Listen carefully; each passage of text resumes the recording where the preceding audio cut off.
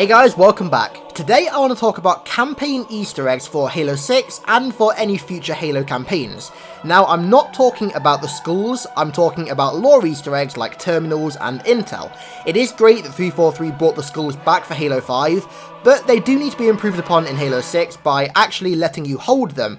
One of my favourite things in Halo 2 and 3's campaign was going through an entire mission with a skull, beating grunts to death with it. There was something really sadistically satisfying about that. But let's get back to the lore Easter eggs. So I recently replayed Halo 3 and it reminded me of how deep into the lore certain Easter eggs and terminals in particular have actually taken us. So to better assess what we need for the future, I've broken the three types of Easter egg that we've had in Halo 3, 4 and 5 down into three categories: deep, medium and shallow. Now by shallow, I by no means mean that they're bad Easter eggs, I just mean that each individual Easter egg within that category, in this case pieces of Halo 5 intel, don't give you that deeper knowledge or information.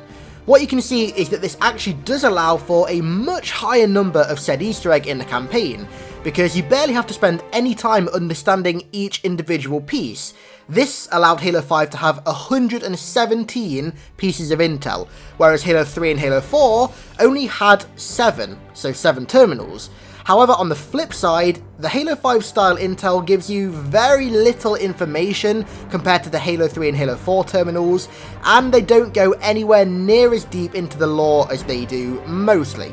Medium Easter eggs are, as you can imagine, between deep and shallow and have similar depth to deep Easter eggs but require no investigation or interpretation, as the information is conveyed to you in normally, not always, but normally a video form instead of cryptic text, code and symbols.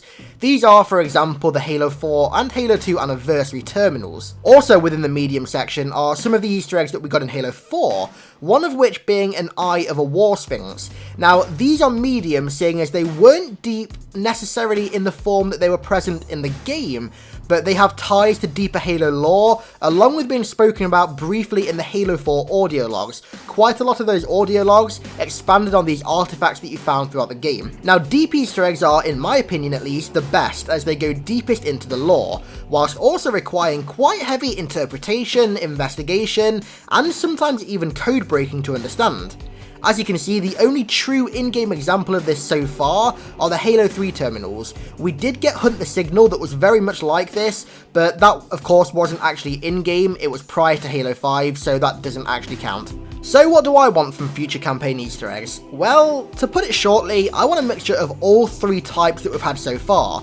All three of these variants offer an individual look into Halo's lore, and all three also work really well in a Halo game, and I can see them working really well alongside each other. Each type of terminal slash intel that we've had so far has also appealed to a very different demographic of fan.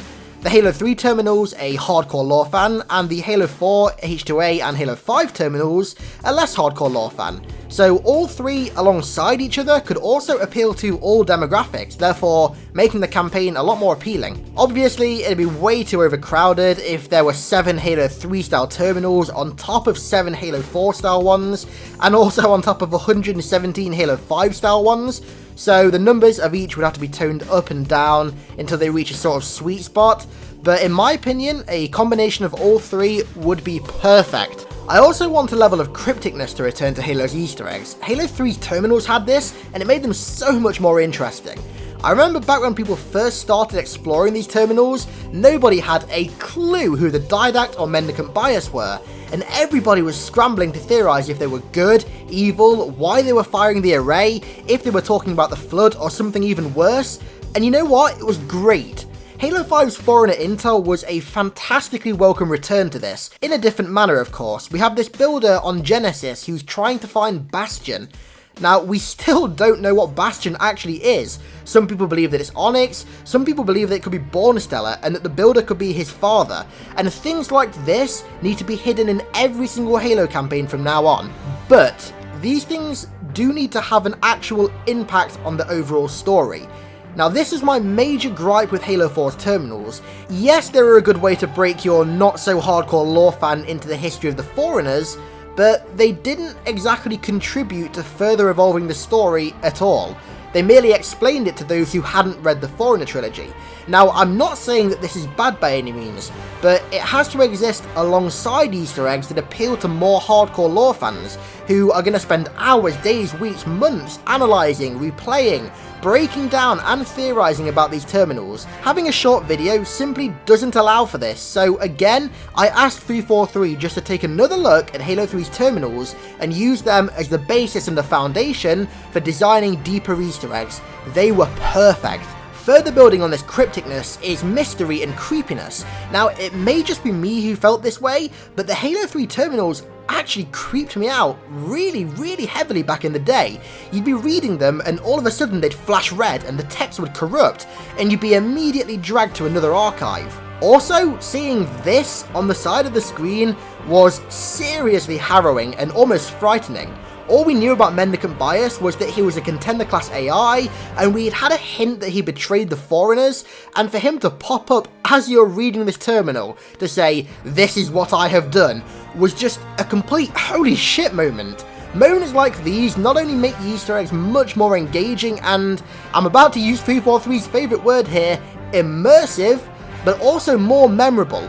If you're experiencing a story within another story that's so engrossing that it's causing you to walk around staring into bushes and staring at the floor to find the next part of it, it's gonna be memorable, and that's not including all the added emotions that these stories make you feel, such as, like I said before, the crypticness and the mystery that makes you feel sort of frightened and intrigued. Things like that really make these Easter eggs memorable and worth experiencing. Another thing that I believe is necessary for these Easter eggs that I'd love to see, specifically in the deeper Easter eggs, are hints at future events. Now, the only time this has actually been done is in Halo 5's Forerunner intel with Bastion, but we still aren't sure if this will actually play a role in the main story or not. Having subtle hints being extremely hidden around the map and around the campaign missions would keep people replaying the campaign throughout the game's lifespan in hopes of finding the next clue to the future of the story. I know obviously there's going to be a limit to this, as not every story fan is going to see these Easter eggs and is going to find them and listen to them all and read them all, but just subtle hints in my opinion would be great. More so than anything, these Easter eggs, the cryptic ones in particular, they need to be well hidden. I literally cannot stress this enough. They need to be true Easter eggs. They need to stay true to the Easter egg name. Some could require, for example, a player to conduct a certain chain of events for them to spawn, whilst others could just simply be hidden really well among the environment. Either way, they need to be hard to find. People need to be searching for months on end after the game comes out and still be finding fresh Easter eggs, as like I said before, it adds major replayability to the campaign, which is something that recent campaigns have seriously lacked actually. So now I'm going to move on to the actual interaction with the Easter eggs, because what actually happens when you find the Easter egg is arguably the most important part of it. It's what makes the entire hunt for it worth it. Now, of course, each level of Easter egg, deep, medium and shallow, would do something different when you interact with it, like is already the case. I would like to see more Easter eggs with interaction like Halo 3's terminals though, where you actually have to do things within the Easter egg to unlock further knowledge. I love the idea of having to, for example, locate certain codes for a terminal that allow you to get to the next portion of data within it.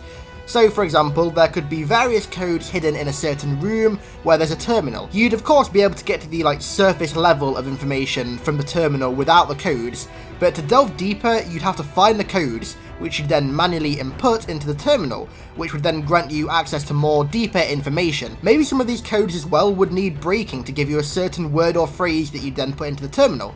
I don't know, I'm just sort of conceptualizing here and not being realistic at all, but I'm sure you get what I mean. For the more shallow Easter eggs, finding and activating one could cause maybe your fire team to start talking amongst themselves about it. So for example, if, very hypothetical here, if you're in a control room on Halo Ring and Chief interacts with one of the Forerunner terminals, he could mention something about Guilty Spark to Blue Team, or about when him and Cortana first found the control room. Interaction with Easter eggs can be useful for both ends of the fan spectrum, so hardcore lore fans and not so hardcore lore fans, as they can provide rewarding information that appeals to both demographics, and it also keeps them enticed to find more Easter eggs and learn more about this story within a story. The bottom line is that Halo has such an expansive expanded universe, there's so many interesting events that have happened in the distant past that are actually really relevant and applicable in the creator's story arc, and also likely the story arcs that are going to stem from it. We have the Logic Plague, the battle between offensive and mendicant bias, GSs, the assembly, and so much more that could be hinted at and teased perfectly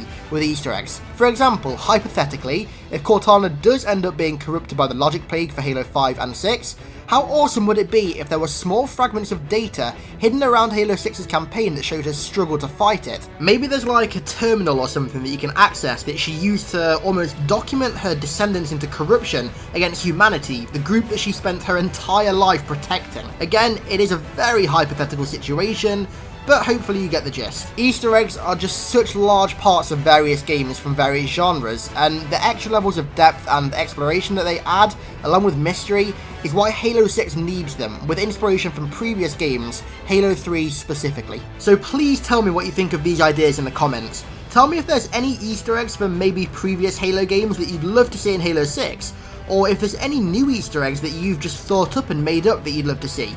Also, if you like these ideas, don't be afraid to send them to any 343 employees that you know, maybe over Twitter, on Waypoint, on Reddit, anything. Halo 6 is very likely in early development right now, and they're looking at many ideas on the drawing board, and if they see enough demand for ideas from this video, the ideas could end up on that drawing board. They could be even implemented into the next game, so there's a high chance a lot of this stuff, if there's enough demand for it, could be added. Thanks a lot for watching, guys. I really hope you enjoyed this video, and I'll see you in the next video.